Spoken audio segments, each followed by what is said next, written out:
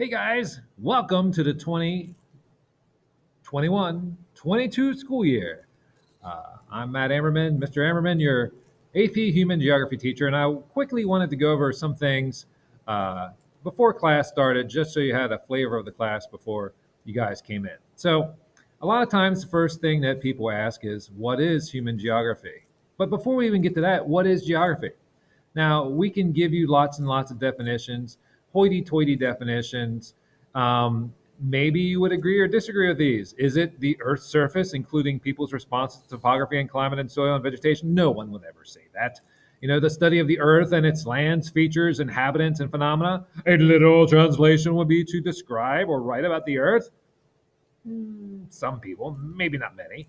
The study of the physical structure and the inhabitants of the earth, the physical structure of a particular region or terrain. Would you say that? Probably not. Maybe you would say the study of maps and globes.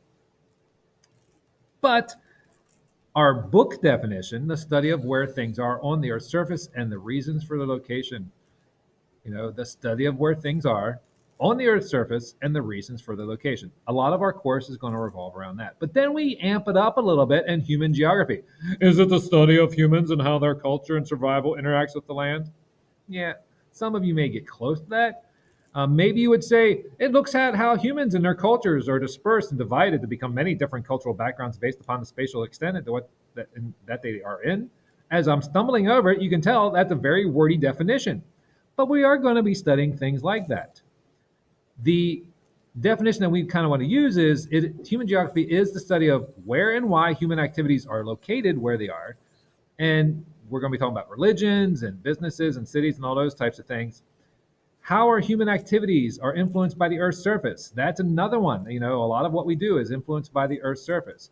But basically, this entire course can be wrapped around these three questions. What's where? Why is it there? And why does it matter?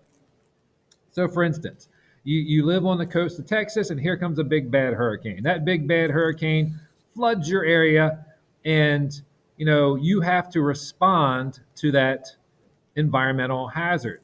Your electricity could be out for weeks. Some of you may remember Hurricane Sandy and other storms that we may have had that knocked out your power for a long time. It was so bad in Houston after this particular hurricane that it was cattle drive time, and they actually had to drive the cattle through downtown Houston because that was the highest elevation in the area. So, what is AP Human Geography? As you can see here, and you can pause it and take a look at it. I'm not going to read it to you. But this course is fairly new. It was created in 2001. And this course really revolves around, as I said, why is that there? What is the impact of that being there? How does geography impact people's lives? How does geography impact business and society?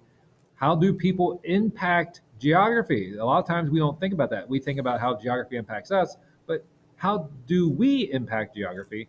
And how can we actually manipulate geography in order to be successful or maybe make money? Let's give you an example of a human geography example or something in history regarding human geography. So the World War II just ended. President Eisenhower becomes the president after Harry Truman in 1952, and we're super scared of communism, and we want to be able to connect this country. We need to kind of make sure that if the communists would invade from the Soviet Union, that we would be prepared to get to cities quicker. And so one of the reasons that Dwight Eisenhower passes the Interstate Highway Act is so that he can connect the country.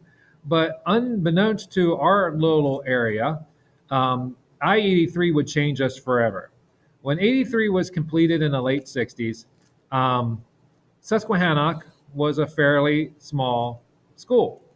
It was created in the 1950s as a part of the Pennsylvania Consolidated School Act. It was Glenville and Glenrock and New Freedom and Shrewsbury and New Freedom, those areas combined to make Susquehannock. But when 83 came along and the influx of folks moved up from Northern Maryland for more land, cheaper taxes, etc., it caused our campus to explode. And we continue to grow and evolve in this area. A couple years ago, the Kinsley construction started a project on the diverging diamond. This diverging diamond has messed up the exit 4 traffic for quite a while. It is coming close to being finished, and if you've driven on it, you know it's very unique and different. It is the second or third in the state. There's one in Ephrata, and there's one out in western Pennsylvania that is the Virgin Diamond. It's hopefully going to lessen the impact that traffic has on the area. That is human geography. How are you going to study? What work are you going to have?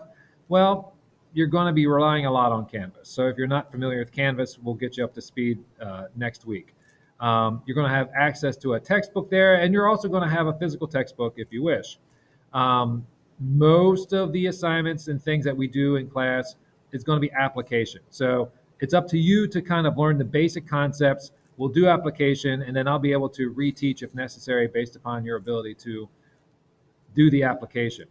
And that understanding, so for instance, you as a student, you're going to have a more engaging time in class if we're actually manipulating the stuff we should be learning. So a lot of that stuff you're going to be learning at home.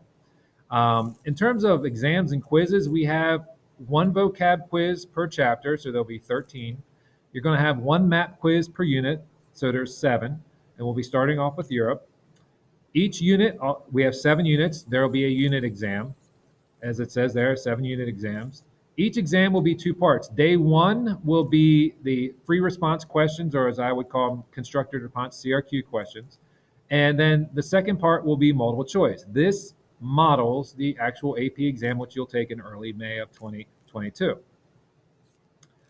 If you have an assignment, a test, or anything that's more than 20 points, you have the opportunity for test corrections, quiz corrections, project corrections. And we'll talk more about that when we get to that point.